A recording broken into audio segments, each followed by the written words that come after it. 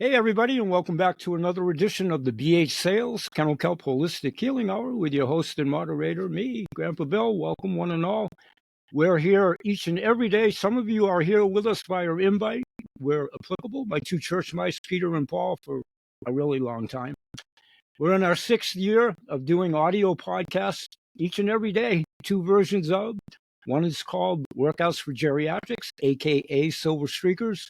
Good for all kids from 1 to 92 because it's about health and wellness. My other audio faction is called Maine, as in the state we reside in, Dr. Sulak and myself. Maine Cross Promotion, which is about promoting businesses of all nature to include medical facilities.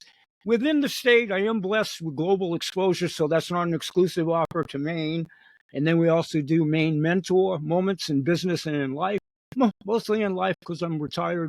But we do talk about business long ago, far away, Jacob Marley, when I was involved in business.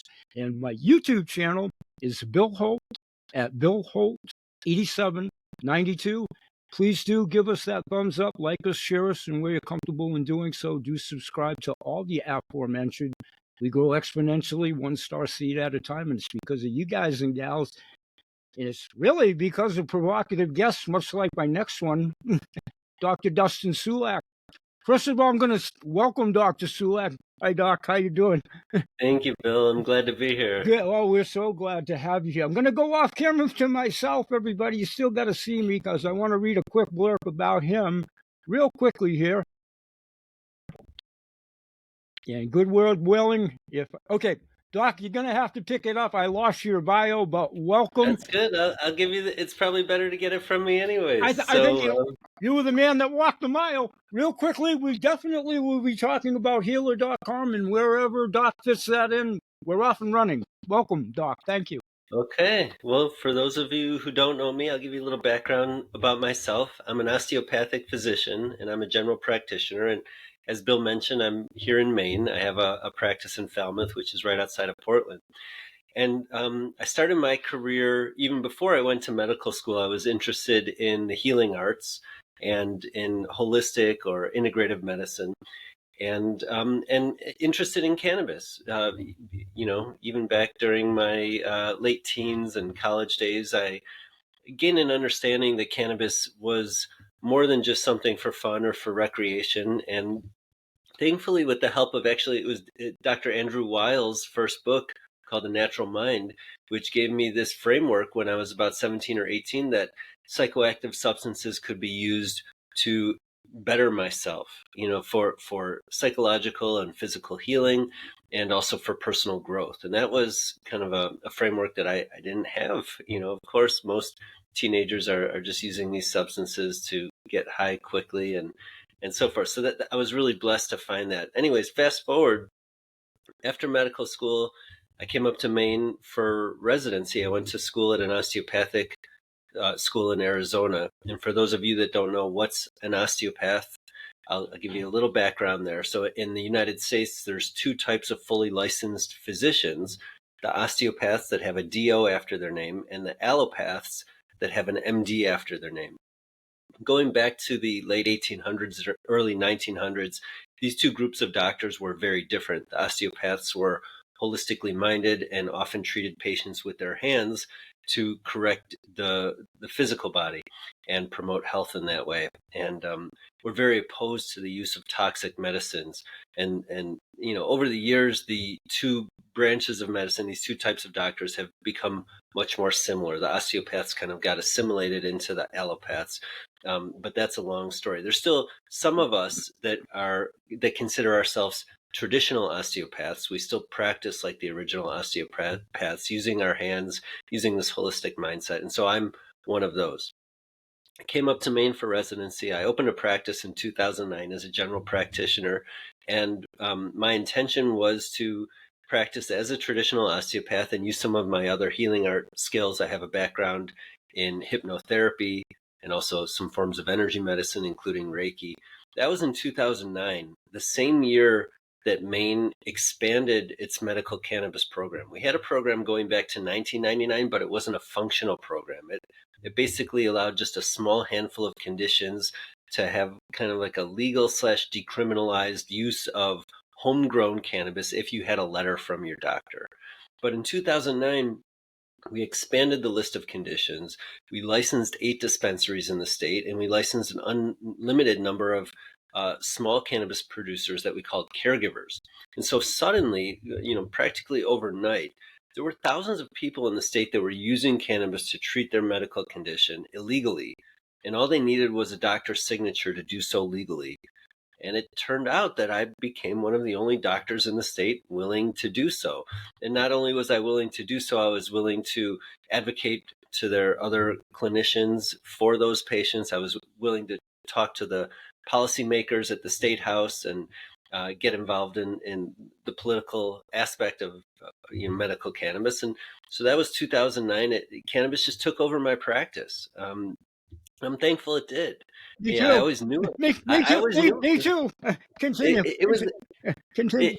in my mind, it was like a very useful tool. I didn't know it would be the focus of my career, but it kind of demanded that of me. And I think a lot of us that have experience with cannabis know how it kind of has that tendency to take over our lives. But it's just so many people that it can help. So in the last 15 years, I've run a medical practice in Maine. We had 2 sites previously and a sister site in Massachusetts. Now we're down to just one in Falmouth, as I mentioned. I've supervised over a dozen providers, doctors, and nurse practitioners working under me. We've treated over 18,000 patients with cannabis. I've written a book about cannabis for clinicians. This is a labor of love, came out in 2021. It's kind of a soup to nuts, for doctors and other clinicians that want to know how to implement this with their patients. That's the resource. And then in addition to my medical practice, I started this company called Healer. We have healer.com, and that's where we started, was an education company. It basically grew out of when I was traveling around teaching doctors about cannabis. A lot of patients and doctors would be asking me for the patient education material that I was using in my practice. And so that's the first thing we did, is we took kind of the low quality education. We developed these videos and worksheets and programs and put them online a decade ago, and they're still there, still relevant. People still use them. And the idea, our motto is that cannabis works best with education, which you know very well, Bill. I do. I do. It can seem complex and overwhelming and dangerous, but with a little of the right information, and it can just be almost all upside and no downside. So that was our goal, is how to maximize the benefit and minimize the harm of cannabis. And the first step was to educate people about it, and we did that for free. And then later we started realizing that in addition to the education, people needed good products that they could use, because not everybody's ready to grow and produce their own. And there's a lot of people that just don't have access to products that are easy to use medically. And that's still the case today. And so we wanted to solve that problem. So we have a line of products for Healer.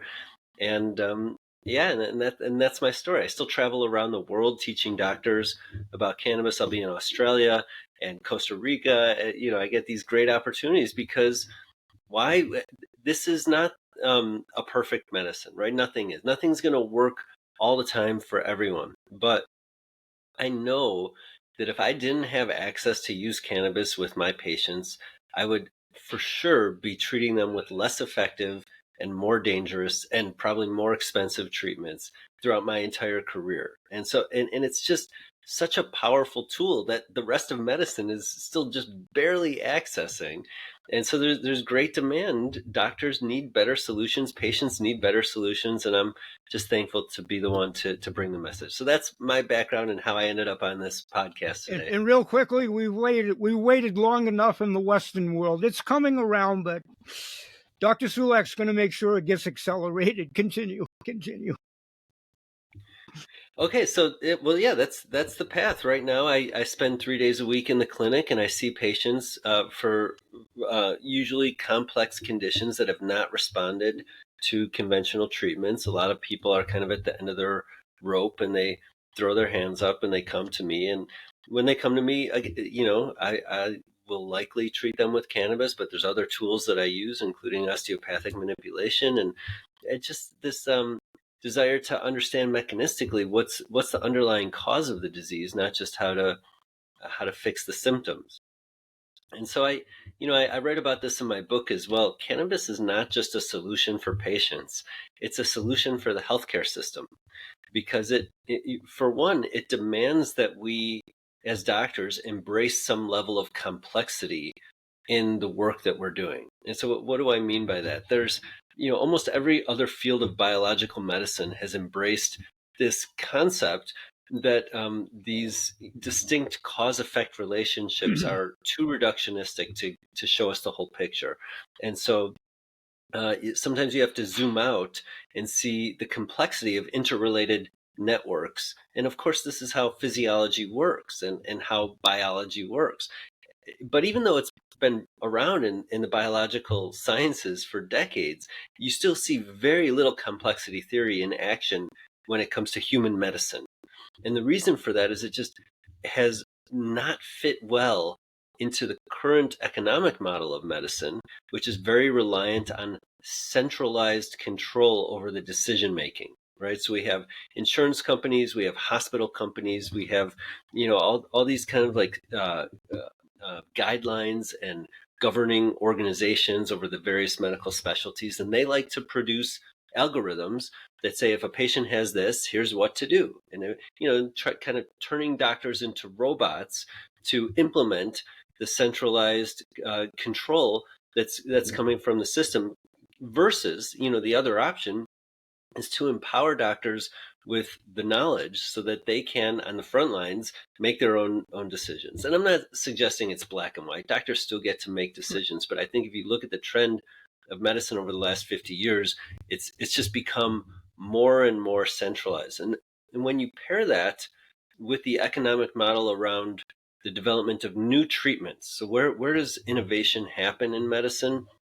It's wonderful when it happens in places like, we've got this plant called cannabis that has, hundreds of different compounds that are likely therapeutic and have great safety profile. But that's not usually the case. What's usually happening in medicine is that researchers are testing out a whole bunch of new novel, they're called novel molecular compounds. These are, new molecules that have the potential to be patented. That's where this all starts. If you're not going to patent it, you're not going to make money off it. You're never going to get the money to take it through the research and the trials. So first of all, is it new?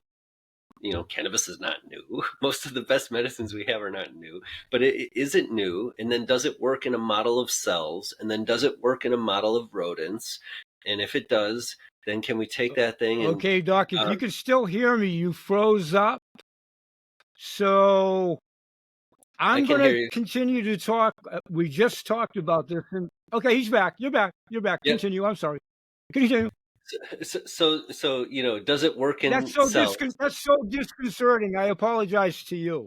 But you're back. Continue. I'm so sorry. Yep, go ahead. Yeah, so does this new molecule work in cells? Does it work in rodents? And then, can we implement it in clinical trials in a way that gets it through the FDA approval and onto the, into the pharmacies? That's the whole incentive structure behind innovation in medicine. And that incentive structure is very focused on single molecules, which do not very effectively impact our very complex physiology.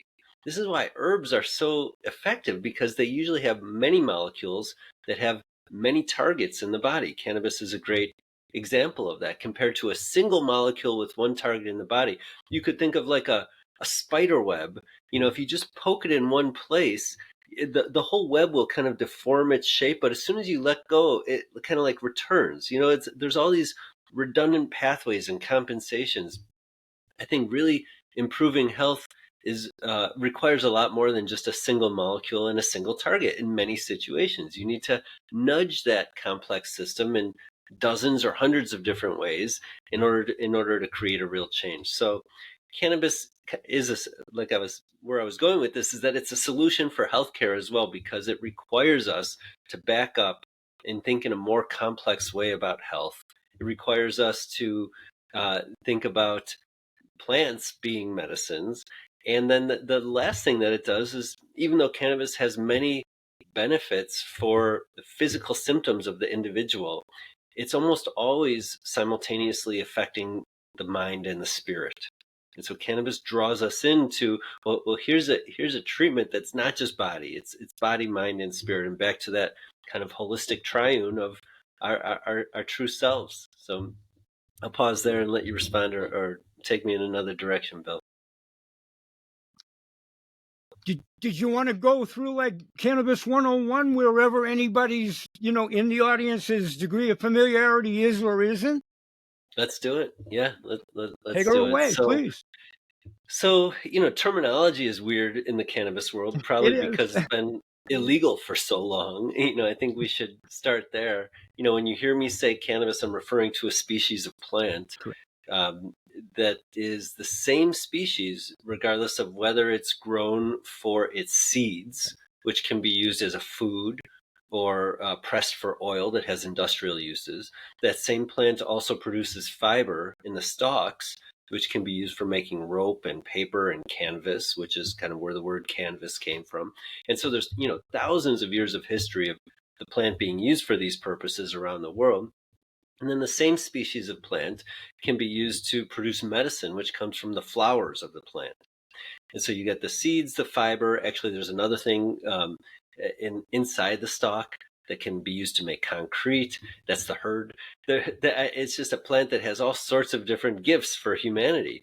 The medicine comes from the female flower. The plant grows individual males and individual females, and it's the female flower that makes the bulk of the medicine. Now, in the old days, it used to be called hemp. When it grew really tall, it had small flowers, and we harvested it for fiber.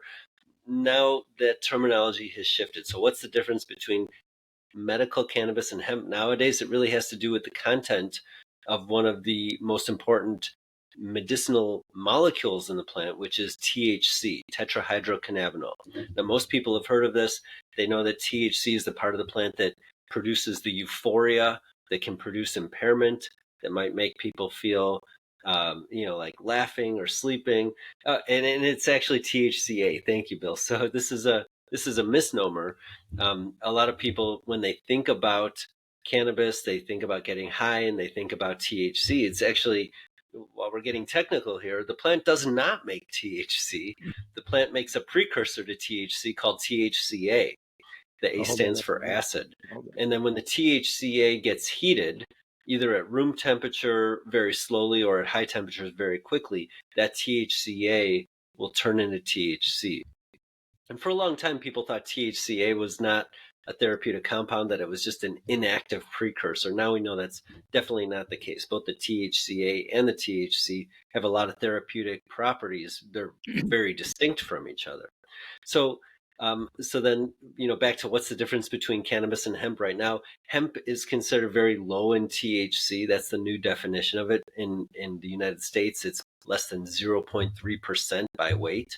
And if it's got more than that of THC, it's considered a cannabis plant, like a medical cannabis plant, or I guess a lot of people are just calling it cannabis. So this is the same plant that has all these other names, right? Marijuana, pot, ganja. I mean, there's dozens. The reason there's dozens, though, it's humorous and confusing, but there's a reason for it. It's because all around the world, for centuries, or in many places millennia, they have been using this plant as a medicine, not just a food crop and not just a fiber crop, but also as a medicine.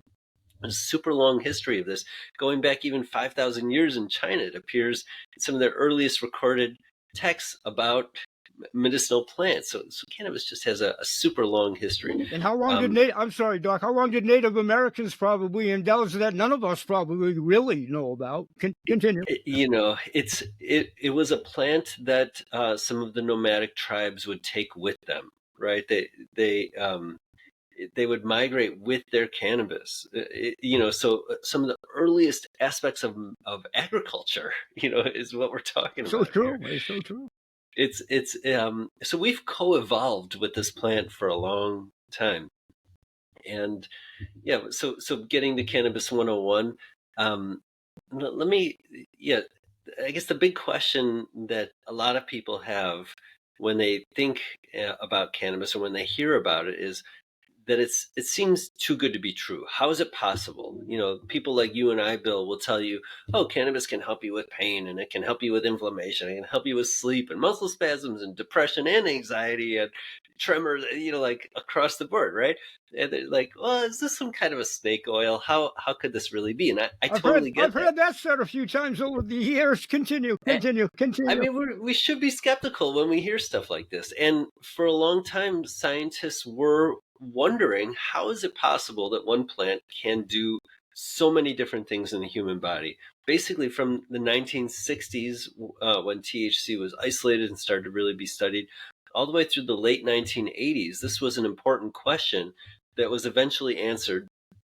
And the answer had to do with our animal physiology also using compounds that were later named cannabinoids to do very important things inside the body. So it turns out that animals have been making compounds very similar in function to the compounds that this plant makes for millions of years, actually way longer. If you look, I mean, so this was in the 1980s. They realized, oh, the target of THC in the body are these cellular receptors, little antennae on the outside of the cells, and they named them the cannabinoid receptors, named after the plant. And then, over the next few years, we realized, like, wow, all mammals have cannabinoid receptors. And then we realized, like, all chordate animals. So a very simple organism, a sea squirt, which has one function to like swallow water and expel water. It doesn't even walk around or anything. A sea squirt in its cells has cannabinoid receptors that are almost identical to the ones we have in our body. And so this estimates that animals have been using these types of compounds for 600 million years, and that the plant cannabis is only about 40 million years old. So we actually were doing this. It's a baby. Yeah. In comparison, we've been doing this for a lot longer than the plant. Right. But I bring this up because this is why the plant interacts with our physiology so well. It's like we're hardwired to respond to the compounds in this plant. Now, then the scientists, wondered, okay, so we have these receptors.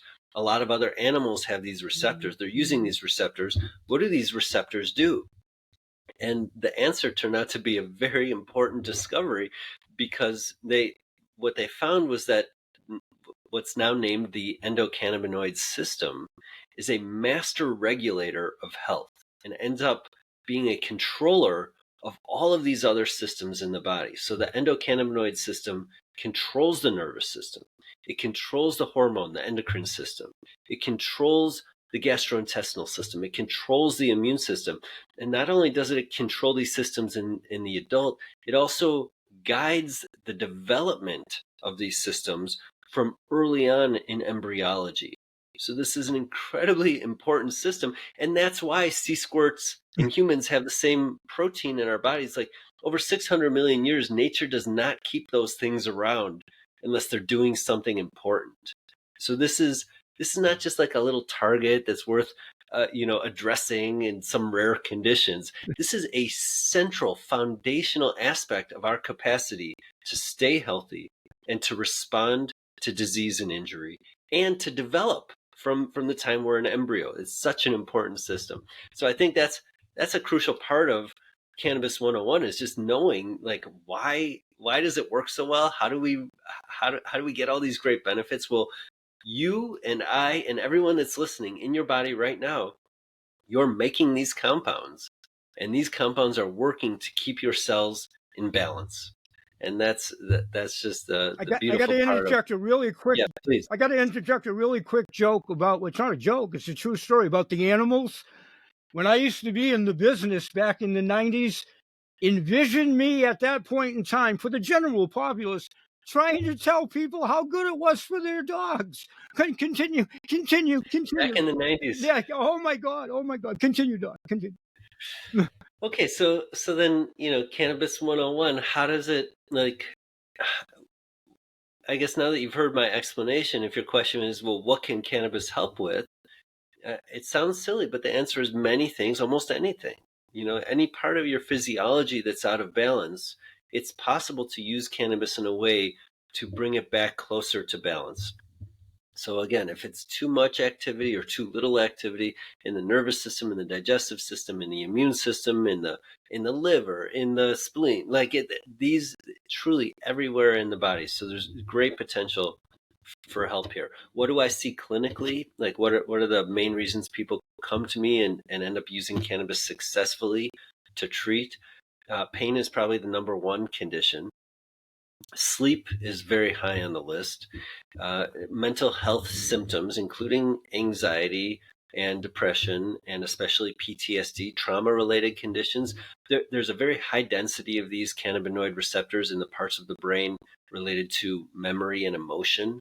So it's, anything where memory and emotion are involved, it can help with.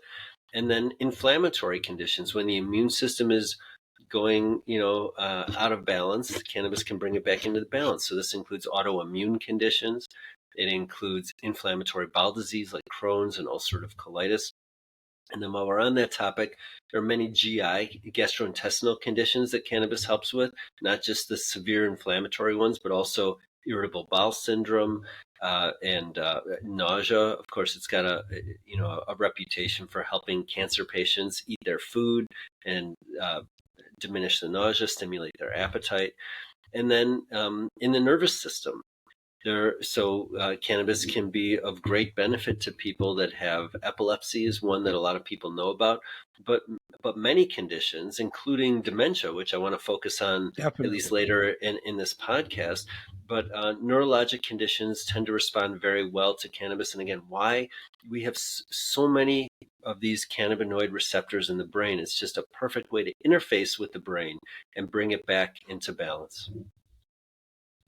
So what does it look like where the rubber meets the road? If we're still going through Cannabis 101, how do people use this? You got all these products back there on the shelf. Like, what does it look like? So when people have the benefit of seeing someone like me, or even if they don't have someone like me as their clinician, but they can go to my website and read and learn about it, talk to someone like Grandpa Bill, or there's cannabis coaches, there's cannabis nurses, there's a lot of opportunity to get the guidance that you might need. They'll usually end up selecting a type of a product and a route of administration. Okay, so let's talk about the types of the products. There are so many compounds in this plant. It's not just one medicine. It's a plant that produces a whole treasure chest full of medicines. And we tend to group them into the major groups. So we might have a treatment that's based on THC.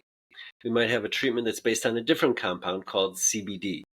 Now, probably the third most well-known and popular and utilized is called CBG, cannabigerol. CBD stands for cannabidiol, CBG for cannabigerol. And so we might select a product from one of these major, we call them chemotypes, chemical types. Now the CBG product is going to have a little bit of CBD in it and a little bit of THC in it, and vice versa.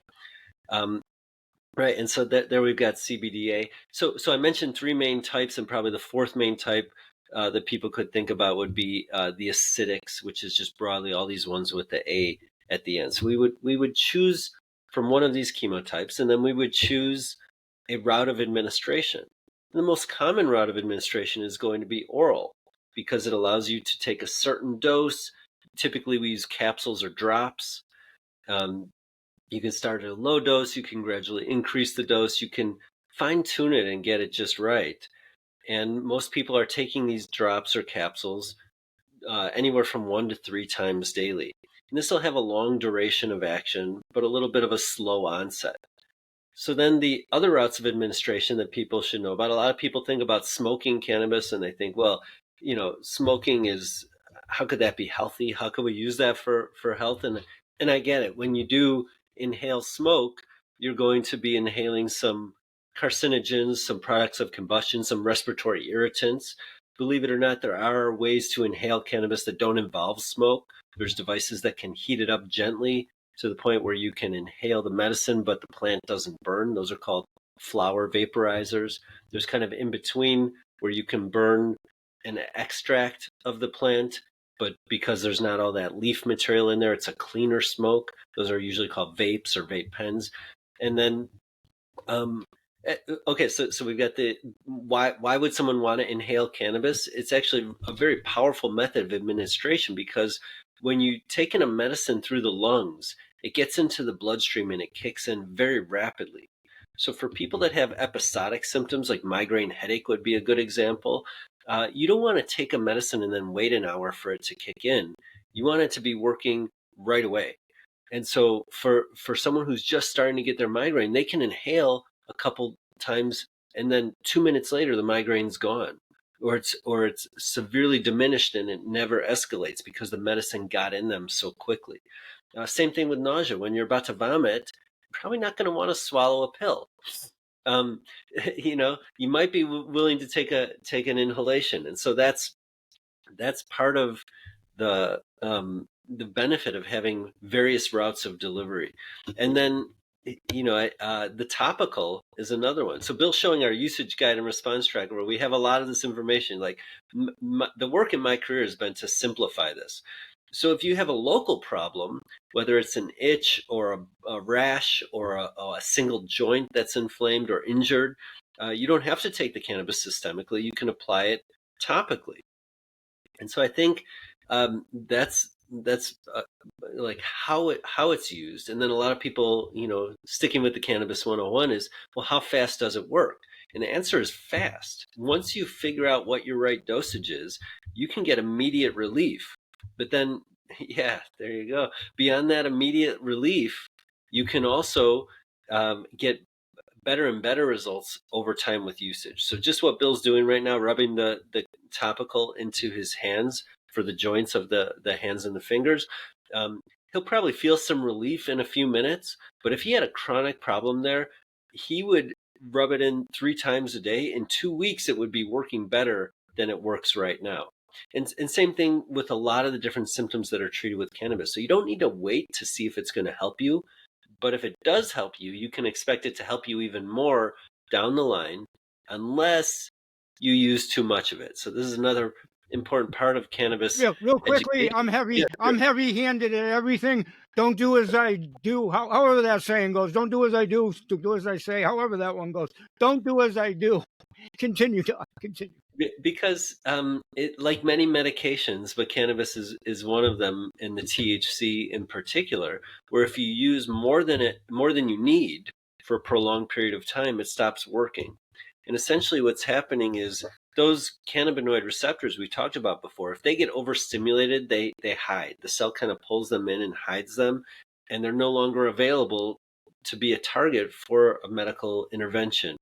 One of the beautiful things about cannabis, though, is if you do mistakenly build tolerance to it, it's a good lesson to learn, and it's very easy to reverse. So literally, you can just stop for 2 days and then start again, and most of that tolerance, or all of it, will be reversed. So it's very forgiving in that way.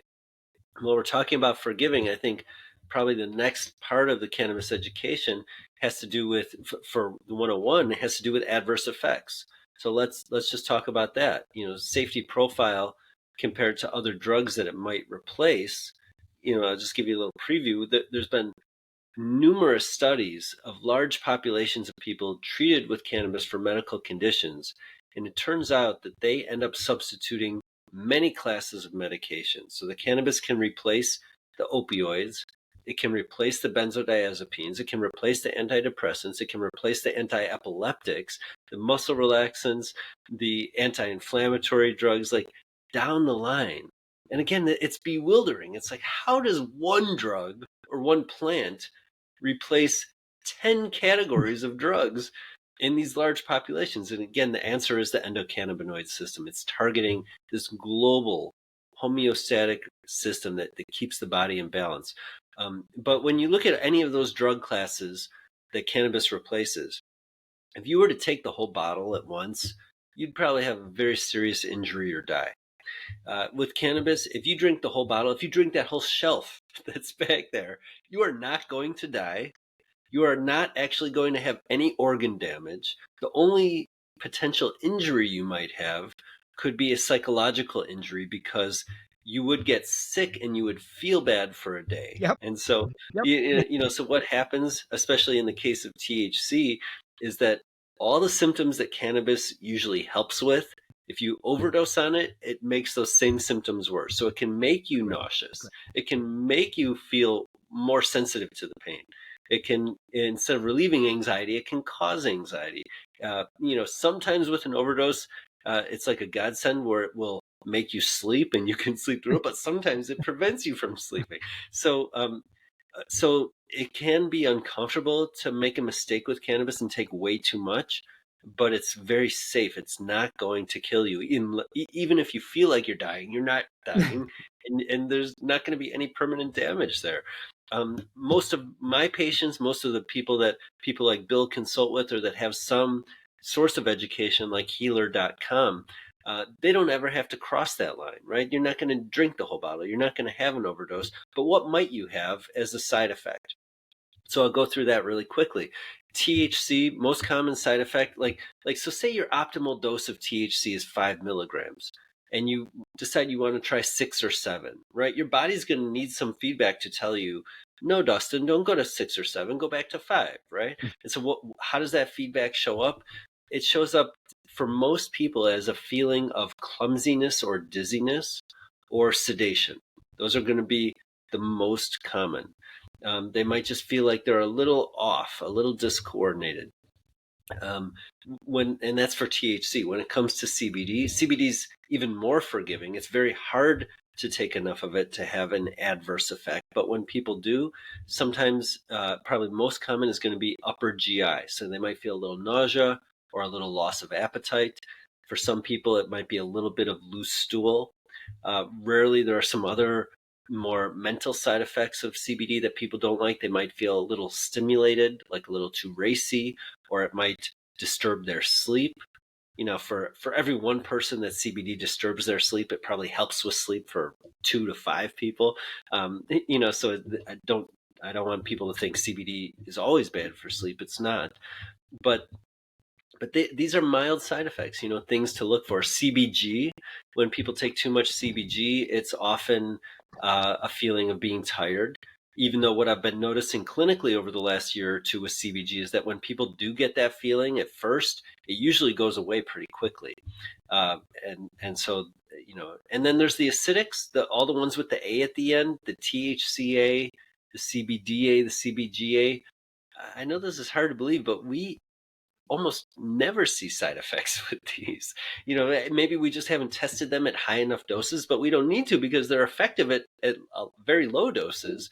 But these are agents that don't have a clear side effect profile. They seem extremely well tolerated and very safe. Hey, and then a lot of people. Can I insert one thing really quickly? This is a personal favorite, and I found really good results. Make sure I'm showing you the right one. This is magic. They're all magic. This is magic in tandem with each other for me, but I'd love to have Dr. Sulak expand upon that. That's an amazing one. And I, before I do that, real quick, I just want to answer because I think we're just about done with 101 here. But the last part I want to say is that, people say, can I use this medicine without getting high? And the answer is yes, of course. Most people that are treating a medical condition do not want to be impaired during the day. They want the opposite of impairment. They want function. They want performance. They want to be at their best. And so with the right dosing and the right method of delivery and the right product, you can absolutely benefit from this without being high or impaired. The other side of that coin is that a lot of people think this thing called being high or being stoned or whatever you want to call it, they think it's this big bad thing where I'm going to feel out of control or I'm going to be like hallucinating or something bad's going to happen.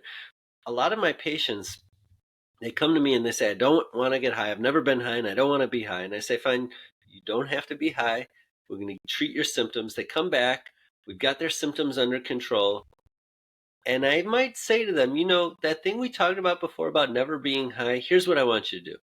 I want you to take your nighttime dose of THC that you, instead of taking it before bed, one night, just try taking it like around supper time or maybe even in the late afternoon and tell me what it feels like. And they come back and they say, that's being high? I didn't know it would be so fun. I felt really relaxing. I just giggled a little bit. Things seemed really funny to me. It was like a couple glasses of wine, but way better. You Way know, better. Way better. way better. Personal So, bias, but way better. Continue. but that's the doorway into the more spiritual side of cannabis, where it can suspend your typical patterns of thought and behavior for a short period of time and allow you to just expand into a new way of relating to yourself and a new way of relating to the world. And for a lot of people, it's a new way of relating to their illness. And that's one of the real powers of cannabis that a lot of people don't realize because they're scared of getting high, is that people carry around these symptoms and these illnesses like a tormentor that's there in their life punishing them. And once you allow cannabis to touch you in this mental and spiritual way, your perspective may change, your relationship with that illness may change, and it's no longer a tormentor, but it can be a companion or even a teacher. And I'll say, like, even if the symptoms don't get better, if that shift happens, the person gets better. And this is this is something that was discovered in a qualitative study that came out of Israel, where they were interviewing people about their cannabis use. How much is it helping with symptoms? And then what else does it do for you? And one of the themes that came out of the study, the researchers called it restored self. Most people describe something about feeling like themselves again. They say things, and I've heard this in my practice over and over again. Cannabis gave me my life back. Cannabis made me feel like myself. I could finally be myself again, despite having this illness. And what the researchers found was that that outcome was totally uncorrelated with the symptom improvement. Like, whether your symptoms improved or not, cannabis was still able to help people feel like themselves, which is such a gift. So, and I think that wraps it up for Cannabis 101. Let's talk about that product that you brought up, which is that CBGA and CBDA. So this was, as Bob Ross says, one of the happy little accidents. It was a great accident. It was a great accident. It was Continue. a great accident. Continue. So we've been interested, me in particular. I started seeing some impressive results with one of the acidics, the THCA. And for those of you, I think I mentioned this earlier, the A part just stands for acidic or acid. And so I had started to see some results with THCA early in my practice that were not present in the medical literature. And I was very intrigued by this. And so I've been watching the research on the acidics very closely for over a decade. Early on in the COVID pandemic, or maybe not early on, maybe a year or two into it, some researchers out of Oregon were testing a bunch of different compounds against COVID and its ability to infect cells and to replicate. And they discovered that there were 3 compounds in cannabis. They had to focus more on 2 because it's easier, more legal to research. But they found 2 or 3 compounds that were actually very effective at preventing the infection and the replication of the COVID virus. And that was the THCA, the CBDA, and the CBGA. And so we knew these acidics had benefit. I was most familiar with the THCA and the CBDA. CBGA is still pretty new. There's very little research on it. But we said, well, let's put the CBDA and the CBGA together, and maybe it'll help people with this pandemic that's going on. Now, it turned out that we stumbled upon something else. There's something about this combination having nothing to do with COVID. I mean, yes, it may help with COVID. We've tested that, not in clinical studies or anything like that, but it definitely helps them in rodents, helps with COVID in rodents. But when it comes to people, when they take this combination of CBDA and CBGA, there is a feeling of health, of wellness, of vitality, There really is. mental clarity, Really is. energy. I mean, yeah. Tell us what you think, Bill. Like, why do you use that product? Listen, I'm not, I'm not anything special or whatever. I am 70 years old, whatever that means. It's a number. But really, seriously, I'm pretty good at being able to lift weights. I'm not sure I'll ever be Mr. Maine or whatever, but I mean, I work out. I have good mobility, thank the Lord. I have really good balance, which is amazing. And for the most part, do I get out of sorts and all? Well, of course I do. Of course I do. But really, overall, I really am usually pretty cool, calm, and collected. I get excitable, but I'm usually pretty cool, calm, and collected. And I have no problem sleeping, believe it or not. But I make sure I take cat naps as well, because I've always been the doc and I have talked about that before. I don't usually sleep, but I don't require it. I don't usually sleep more than like 4 hours straight, 5, 6. But I take my fair share of Rip Van Winkle naps along the way. So cumulatively, I'm getting my sleep. So yeah, I love it. I mean, I love it. I feel as though it's making me probably more vibrant than I would be without it. It's a special combination. It People really love it. is. It really is. We make it in a gummy also. We named it I don't think I Vitality have the Gummy. This is not the combination, but he's going to talk about the gummies in a minute. This is not that combination, but yeah, that's a different one. But so that's a, for everything we know about this plant and for everything we think we know about these different molecular compounds that come from the plant, there's so much we don't know. There's literally dozens of studies coming out every month, new discoveries about cannabis. It's hard to keep up with them all. I do a monthly webinar through healer.com to kind of bring 5 or 6 research studies that I think are relevant every single month, and for those 5 or 6, there's a dozen or two that I don't have time to cover. Can I throw in one thing real quick, Doc? Please. Everybody's invited for the first one free. And if you are interested in doing that as a great way to check it out or whatever, I would highly recommend it. I've taken the program. I'm usually there all the time. The beauty of being a member, if you're not, you have the access to the library. How many thousands of them are in there since 2018 or something like that? Yeah. There's a lot of information there. Continue. Thank you. So and I didn't mention that. That's another thing we've done through healer.com is beyond the complementary education that we provide, which is for the individual to get good results treating themselves. Absolutely. We also have it's a modest fee for an online certification program. It is a modest. Where we have these. It is a modest. We have a whole curriculum that'll basically make you into a mini cannabis expert, so that you can either better treat yourself or treat your family member, or it's for people that want to go into this. I hope you can still hear me. You froze up.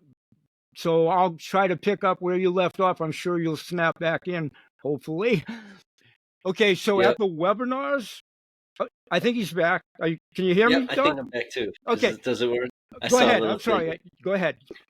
So beyond the complementary education that we provide for the individual, we have this training and certification program, which is a whole curriculum, soup to nuts, presented in lay terminology. So it's not just for scientists or clinicians, it's for everyone, little bite-sized modules. And so if you're inspired by this, we have a lot of people that feel so thankful for what cannabis has done to them. They become like Bill and I, and they're like, I need to tell more people about this. I need to help more people. Let me interject another part. Sorry for talking over you, Doc. It's a great blend of clinicians, of course, many, many great clinicians and his peers, but dispensary people, patients are well represented, and from around the world.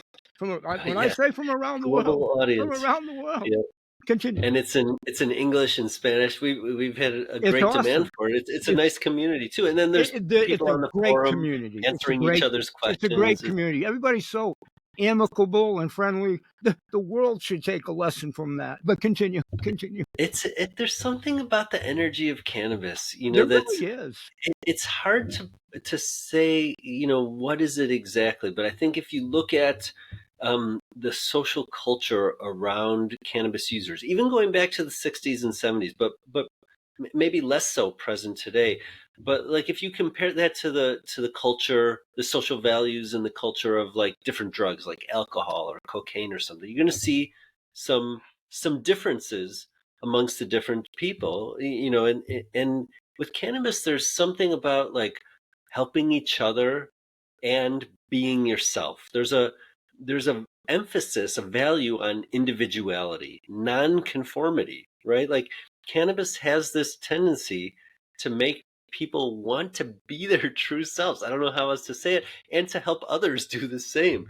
And so that's why a lot of people, when they find cannabis providing great benefit in their lives, they then wonder, well, how can I help other people get the same benefit? And that's where the training curriculum It's so comes in. cathartic when we share like that. It's just so cathartic. I love it. I count really. This is no smoke or anything like that.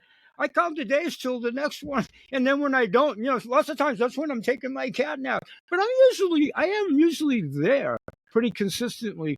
The last one that I was there live, I had missed, as they were live, the former three. But I'll tell you, over the last 6 years, I haven't missed too many when they are indeed You're live. there most of And the I time, always Bill. catch up. Continue.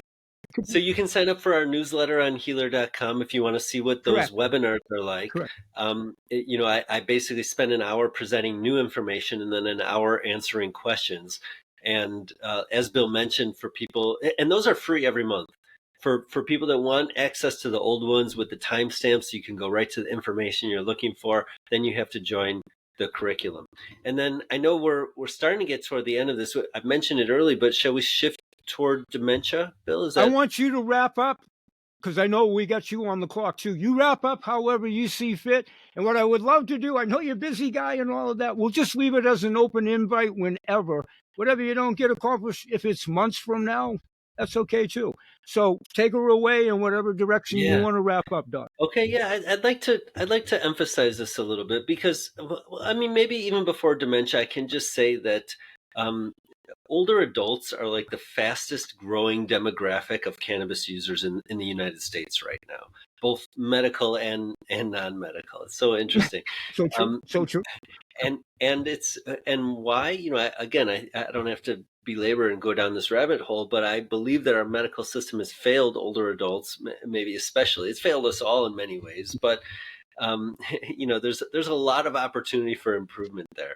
So one of the things that I've seen in my practice over the years is a very consistent and profound response to the symptoms of dementia. And this is an area in medicine where we don't have good treatments right now, both for the core symptoms of dementia, like the memory problems. We have 2 approved drugs that help at most for about 6 months, if that. And they don't help with the behavioral issues. They might help with the memory issues if they help at all. The behavioral issues are really the problem that make it so people have to leave their homes and go to facilities. But when they get to the facilities, they're still hard to manage, and they're typically given drugs to help sedate them. Now, the classes of drugs that we have available in conventional medicine to treat people with dementia who are agitated, every one of these classes of drugs are known to increase the morbidity and mortality. This means that if you give this class of drug to an older person, you're likely either going to make them sick with something else or die faster, or both. But these are the only options, so they're routinely used. Now, this is happening in medicine, and of course, we're talking millions of people with dementia who are suffering from these behavioral challenges, where either their family members or often the staff at facilities need to use drugs to be able to better care for these individuals. We know the drugs are this catch-22 that are going to make them worse. In the meanwhile, I'm seeing that we can use incredibly safe treatment like cannabis and get better results. They're not just sitting there sedated and drooling. They're actually happy. They're interacting. Instead of screaming, they're smiling. They're getting back to their activities. They're, in some cases, regaining function. In some cases, starting to speak full sentences again. Being a lot easier to care for because their bodies are less rigid and they're more cooperative. This is, I've been watching this for a while now. And I don't get them. I don't treat a whole facility. I get one patient here, I get one patient there. I see these great results, and I'm just thinking, wow, there are millions of people out there. How do we get the cannabis to them? And it's been very hard because most facilities have a lot of rules and red tape, and they get funding from Medicare, and they don't want to touch cannabis. They're scared that it's going to jeopardize their funding. And so over the last year, we have designed and implemented a solution to this problem that we call respite. And the reason I say it's a solution and not just a product is because the way we design the product, first of all, bypasses all the red tape. This is a purely hemp-derived product. It's something that we can ship through the mail. We don't have the credit card processing issues like a lot of companies do with cannabis. They don't have to have a medical cannabis card. We can get this directly to the patient, and the facility, if someone's in a facility, can administer it like a vitamin or a magnesium capsule or some over-the-counter supplement. And I'll show you what it looks like. These are this is the product. It's called Respite. This is just an example of it, and it's gummies in a blister pack. And so if you've taken today's or not. Very easy for people to keep track of at home, especially people with memory issues. All the information is here, but then it also comes with free nursing support. So we've actually hired nurses that are very well trained and expert in this. They can answer your questions, help you make decisions. So there's included nursing support. It comes with a guide with a little worksheet that you can fill out to rate the symptoms and watch if the symptoms are getting better or not. There's 2 stages. Like this says stage 2 evening. So there's a stage 1 day and a stage 1 evening, and then a stage 2 day and a stage 2 evening. If the stage 1 isn't strong enough, like we wanted to start with a very gentle product because a lot of people will do well with that, but some people need a stronger dose, and this would be, then they would in the second month go up to stage 2. So this was a really well thought out problem, and I just want to throw this out there that for anyone that has a family member or a loved one or knows someone with dementia who's still at home, this is, I'd say, the ideal time to start something like the Healer Respite, because we would like them to stay at home. Absolutely. That would be ideal. But also, if you know someone that's in a facility, we can get past the red tape with this.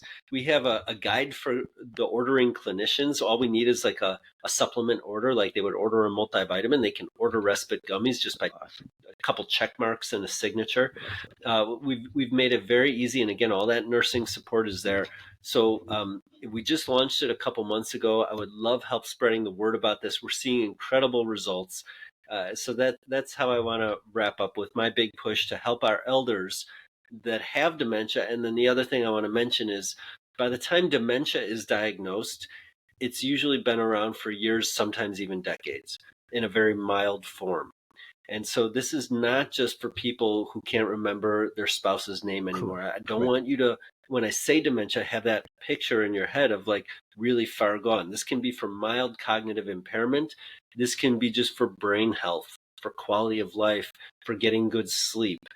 So this is a very versatile product. I have patients right now that I'm using this product to not treat anything with their brain. It's actually a good treatment for pain also. Right. I have a lady who's using it for her arthritis. It's very convenient. She has essential tremor, and so drops and capsules, opening things are hard for her. It's very easy for her to pop out one of these gummies and eat the gummies. So I said, let's do that instead. So yeah, it's very versatile. So that's the Healer Respite, and all of the products, the products that Bill has back there, and this new Healer Respite, you can find it on healer.com. It's a slightly different website. You'll have to link to it. So it's healercbd.com.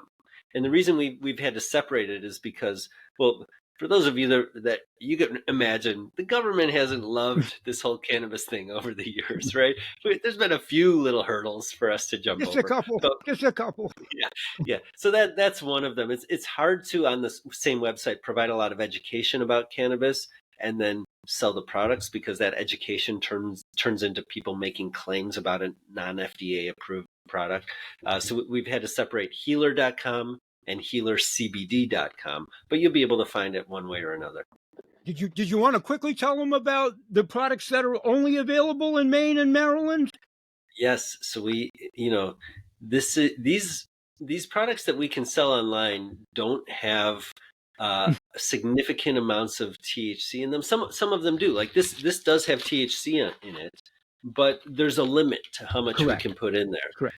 We feel really good about the amount that we were able to legally get into these gummies, but some people are going to need more, and they're going to want a more powerful, more concentrated product. So we have a whole product line that's available in Maine and in Maryland. But you need a card. You need to go to a doctor. You need to get your medical cannabis card, and then you can go to the dispensary or the caregiver and purchase these products that contain more THC. Now, this was I kind of selfishly implemented this because for years I was treating people with other people's products. I was treating my patients, Right. and I would say, "Here's what I want you to do." And then they'd have to go out into the medical cannabis marketplace like a wild goose chase trying to find something. So that was 10 years. And then after that, I said, okay, well, maybe not 10, 8 years or so. And then I said, well, now we finally have a company where I can, on my shelf, I've had this imaginary formulary, Yeah, right. that I wish would come into existence. And finally, we were able to do that. So I have some medical products that make it very easy for people to get accurate doses and good results. Every product has a QR code on Yep. it that you can scan and see third-party test results proving it is what it And says it is. It's free from contaminants. clean, and infinity clean. They are so clean and pure. We grow our own cannabis and hemp. Well, we don't grow it, but we have partner farms that grow it. It's sourced from Maine. It's we go through all the Maine's stops. pretty renowned for growing almost anything, by the way. But continue. Continue. Yeah. So organic starting products, supporting local farms. I just love the medicine that we're able to produce. It's great. That's all I got for you today. Okay, Thank you so much that's for the funny, opportunity. and I want to leave with a semi-joke. I want you to put the nurses on alert that, hey, Grandpa Bill might be coming to see you someday with the product. And that's my sense of humor. We're going to keep everything at bay, but if I hang around to be a crusty old man, they've been forewarned, right? One last one. We'll take care of you, Bill, for sure. No, one real quick one, and because doctor's got to go. When I was a patient in his office for quite a few years before I actually got to meet him. And the very first time that I did, he has an excellent, if anybody's a physician out there, he has an excellent apprentice program. Trainees come and visit him and walk around. And there happened to be one with him when I was first meeting him. And I kind of teased him because I said, oh, well, I read your book. And he's so polite and so nice. He goes, because he always says, for doctors, you might want to give this to your doctor. So I had him a little bit. I said, well, yeah, I read your book. I said, 1,000 pages from Kindle for free to train my brain. And I said, but it's a great book. Just a little, and it is a great book. It is a great book. It's still surprising. You were the first one, I think, Bill, but I still from time to time get a patient who's not in the medical field who says, I read your book. And I'm thinking, oh, this poor person. You had to be there. It was priceless because he would never insult anybody, but he goes, you bought my book? Anyway, for another time, Doc, I know you got to go. And of course, you're out and about. You're going to Maryland on a speaking engagement next week, right? Yep, next, and I think it's in 2 weeks. I'll be at 2 weeks. I stand corrected. There's a group that I've been on the board of directors for almost a decade called the Society of Cannabis Clinicians. All of us cannabis doctors and nurses come together and support each other. So we're doing a conference in Maryland. That's my next big speaking engagement, and then recently scheduled Costa Rica, as I mentioned. Got Australia scheduled next June. There's one in Puerto Rico that's going to be a really good one. Man, we're all over the place, but I just love the path that this plant has brought me on, and you, Bill. Like we are partners in this mission to spread the word about this medicine. It requires something of us. Once we realize how useful it is and how safe it is, how can we not devote our time and energy to spreading the word about this? It's impossible. Okay, we got to get you out of here, but I believe the world record for infinity, 0 casualties with cannabis.